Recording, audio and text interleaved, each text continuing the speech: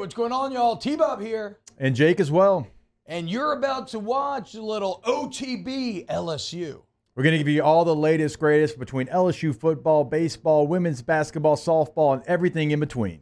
Bottom line, if you want to talk Tigers, keep it locked, subscribe, like it. Let's get back to Brian Kelly here.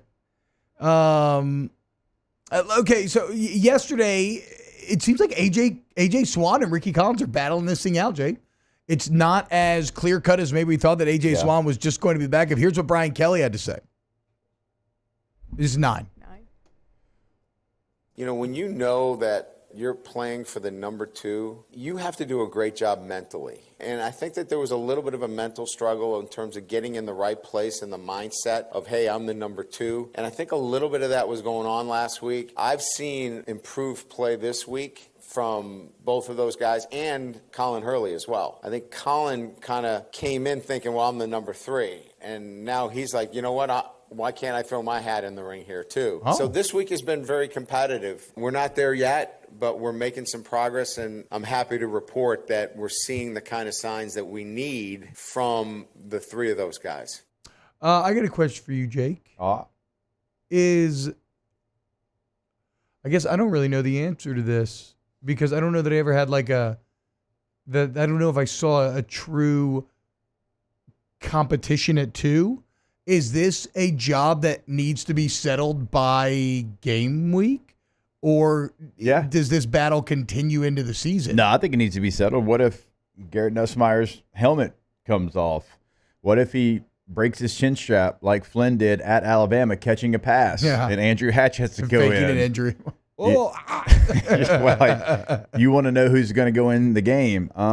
So yeah, I think it needs to be solidified. Now, you don't necessarily have to go out there and make this huge announcement, but you within the walls of the coaching staff and the meeting room, I'd like to say you would have that already kind of, hey, if something happens to Garrett, blank is the first one in. So I guess what I'm getting at too is, like, you know how we talked about there's a subtle difference between how Will Howard was named starter and Kyle McCord was named starter last year, where Ryan Day named Kyle McCord starter for the first game, right? But didn't grant him the rank of permanent starter, right? He's granted Will Howard permanent starter status. Is this a deal where you have permanent backup status? Because I feel like it's hard to make depth chart moves during the regular season. At that position, it is, because you're not going to really get anything that is for you. Everything the coaches are going to see is going to be you playing somebody else. You being a scout team guy, and the coaches, hey, on the card, throw it to this guy. And that's not really going to be something you should be ever graded off of. And so, yes, you would be the backup, unless you just, like, you go out there and practice an individual and you get the yips. Like, if you get the Trevor Pennings, then, you're probably out of it. But other than that, And then you go in the game, and then it's like, okay, let's hit reset. We're going to evaluate who you are within the game. I'll be it would be shocking to me if AJ Swan wasn't the backup, simply because that experience is like a warm blanket, if you throw him in versus somebody who's never played before, Ricky Collins. So I think it's a testament to how Collins and Hurley are practicing if they have made this into an actual competition. You can on the scout team. Like, I don't think you can really knock yourself down, but you can knock yourself up. I think you can go out there and, hey, on LSU's schedule, whoever the best dual threat quarterback's going to be, like, you could go out there and, hey, you're going to play him this week, and you can move around, make some throws on the run, make some impressive athletic moves or whatever. And you're like, oh, man. That's true. Hey, Colin, you see him, man? He's starting to grow up, starting to really make some plays. Like, you can help yourself there, but I don't really think you can, like, hurt yourself, again, because you're playing somebody else and you're kind of being told, hey, throw it here. But can you be a 2-time Scout Team Player of the Week? Not many ever have. My days on Scout Team, as I've told you before, I would get the 1 reps with the fullbacks, like whatever fullback reps in 2004, and then I'd sprint to be the Scout Team running back when the 2s were going on offense, and then I'd sprint back when the 1s got back up. That's crazy. Like, I'm surprised they didn't have. I guess they just wanted to rep you hard. They wanted me to get they just wanted to practice you running hard. back reps. Yeah, okay, that makes sense. That makes sense. All right, let's. Okay, I want to give me Kelly 8. This is on. This has a question in it as well. But it's on blocking Harold Perkins. From your point of view, how is Perkins adjusted to moving back inside? We're having a hard time blocking him, and we've got a pretty good offensive line. I think the best thing that I could say about a player, regardless of the position in which they play, is that he has elevated the players around him. I couldn't say that about Harold his first 2 years. He did not elevate the players around him. His play was elevated, right? At times it was outstanding. He is now entering into that category of elevating the players around him. That's a pretty good thing for Tiger fans.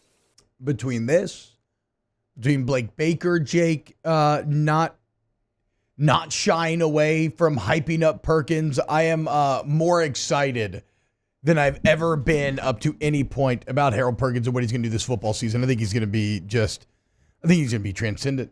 I think this is a Rascal Flatts year where he's going to learn that, he had to go through a lot of bad. It was a broken road to get to this point.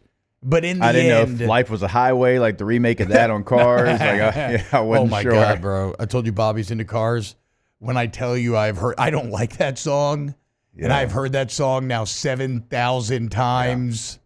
No, but it's been a broken road at times. That's like a year. Even though, again, I think we kind of are a little too harsh on what last year was like. But I think he's going to be better than ever this year. And again, I love hearing, because like if we would go back and play Kelly clips from last year around this time, it was not as gung-ho. Right. It was very much, still learning the position, so that you could tell there was a little a tentativeness to want to fully hype it up. Not the case this year. Harold Perkins is going to be a monster on the inside with Blake Baker pulling the strings. Outside of Perk, if we take Perk out of this, because I'm with you. I think after what we know Perk can do, after what we saw what Blake could do with the Damone Clark, when everybody told him he couldn't play, he's like, are y'all crazy? Like, what are we watching? This guy can absolutely play. There's a reason why he played a little bit on the 2019 team. I'm going to make him the best version of what he can be, and he is, and he still is. Who are you most excited to see with all of, and Taylor, I'd like to get your answer, Alondra, if you have one as well. Like, who are you most excited with all of this new staff? A player that was here a year ago. Okay, so a player that went through Matt House, because I sent this in the group. Omar Spates was the highest graded defensive player in the NFL last week. Yeah, I got it in the preseason. Okay, we'll come back to that. Which player that was already here are you most excited to see how he grows with this new staff? So I would say this. I'm excited for the entire inside linebacker room. But I'm not going to use that as my answer because Perk's involved in that. But I'm excited for Weeks Brothers, Penn, Perk, all of it. Outside of that, I find myself going to Deshaun Womack. Okay. We keep hearing about how Kevin Peoples is one of the fastest rising coaches in this game. So he'll be an excellent edge coach. Remember Kelly a couple of weeks ago when he was asked about the improvement, he was like, it's Kevin Peoples, right? Deshaun Womack. Like, if LSU's going to be 10-2, you have to have a good pass rusher. And that has to be Deshaun Womack. You purposely didn't pursue anyone at that position this offseason because you wanted to keep him happy. Right. Well, if I'm gonna do that for you, well, you got to ball out for me. And so that's who I'm most got to see something out of. Okay, yeah. I'm looking forward to. No, I like that one. That one's good. I mean, it's a player that they're absolutely going to need. They need an edge presence, to get after the quarterback and not just two-gap everything and set the edge. Taylor? As soon as the words of Deshaun Womack came out of T-Bob's mouth, I was like, well, time for me to find another player. No. That can be. I'll go the other side of things. I'll go Savion Jones. You would have gone Womack first, you said. Yeah, I'll go Savion Jones, though. He was a disappointment last year. A lot of people had high hopes for him. He didn't pan out for whatever reason. Let me tell you what. You watch that defensive line against that one O-line, Savion Jones is consistently winning reps. 2 years ago, he was flashing. It's been about 50-50 between him and Emory Jones on that right side. They've had a couple packages in fall practice where they want a little bit more speed. They've knocked him down inside, so they're kind of cross-training him at end and tackle. I think he's going to play a big role this year. And he's massive, too. Alondra, you got anybody? I was gonna say Jones, but I'll go with the Weeks brothers because they Bash brothers. with everything that we've heard about them, and I don't feel like they were properly utilized last year. No, they weren't. I'm excited to see what the Weeks brothers are gonna do.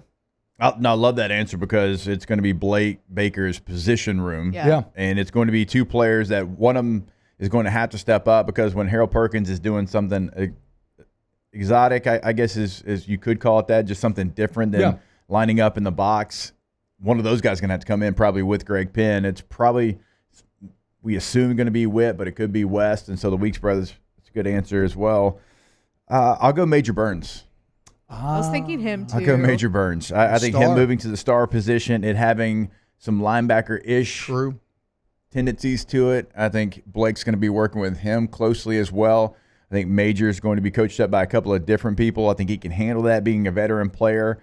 I think he got rid of the neck roll. So typically I love a neck roll. It seems like odd timing on the neck roll, but that's fine. But on safeties, I just don't know because you probably check neck roll when you see a receiver on somebody with a neck roll.